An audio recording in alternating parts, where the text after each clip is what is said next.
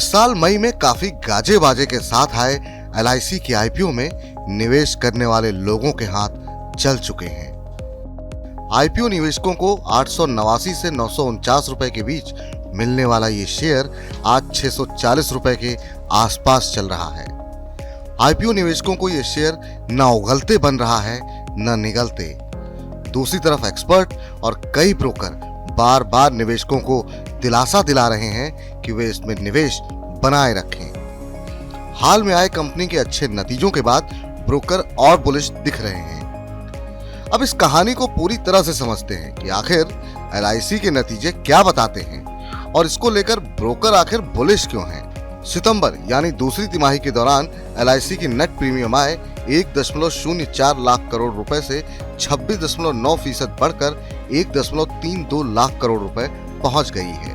वहीं मुनाफा 1433.7 करोड़ रुपए से साल दर साल 11.1 गुना बढ़कर 15,952.4 करोड़ रुपए हो गया है। तिमाही नतीजों के बाद शेयर में लिस्टिंग के एक दिन बाद ही सबसे बड़ी तेजी देखी गई। इंट्राडे में 9% से ज्यादा के उछाल के बाद 14 नवंबर को LIC का शेयर करीब 6% की मजबूती के साथ बंद हुआ था, लेकिन पिछले पूरे हफ्ते में देखें तो ये शेयर 4% से ज्यादा टूटा है। पिछले हफ्ते के अंतिम कारोबारी दिन यानी 18 नवंबर को ये शेयर 639 रुपए पर बंद हुआ था। अब ये जान लेते हैं कि LIC के मुनाफे में तेज उछाल की वजह क्या है। तो बात यह है कि कंपनी ने अपनी अकाउंटिंग पॉलिसी में बदलाव किया है।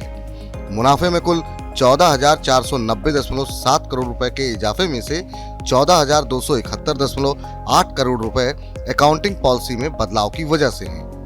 कंपनी ने नॉन पार्टिसिपेटिंग फंड में से बड़ी रकम को शेयर होल्डर्स फंड में ट्रांसफर किया है।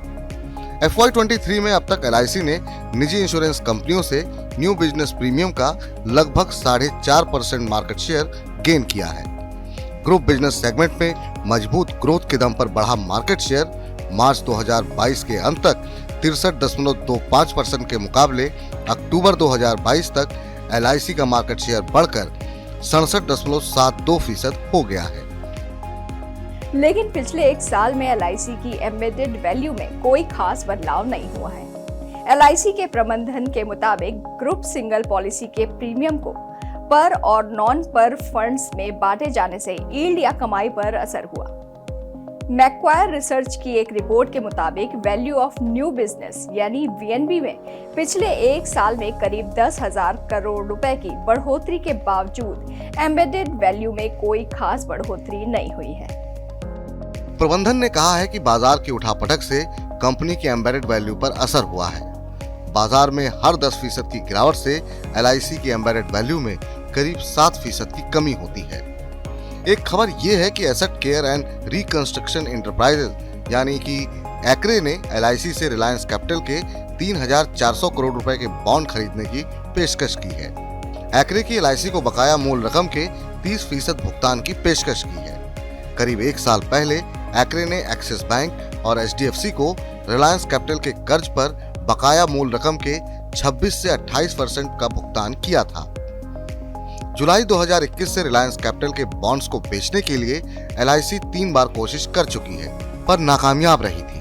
दूसरी तिमाही के नतीजों के बाद ब्रोकर्स का स्टॉक को लेकर भरोसा बढ़ा है और शेयर के लिए 917 रुपए तक के लक्ष्य दिए गए हैं।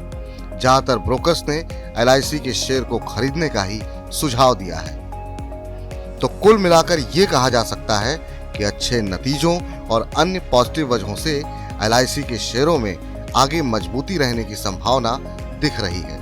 लेकिन अगर किसी ने इसके IPO में निवेश किया था तो उसे सही मुनाफे के लिए लंबे समय तक इंतजार करना होगा। जिन निवेशकों ने हाल के निचले स्तर पर निवेश किया है वे अगले एक साल के भीतर अच्छे मुनाफे की उम्मीद कर सकते हैं।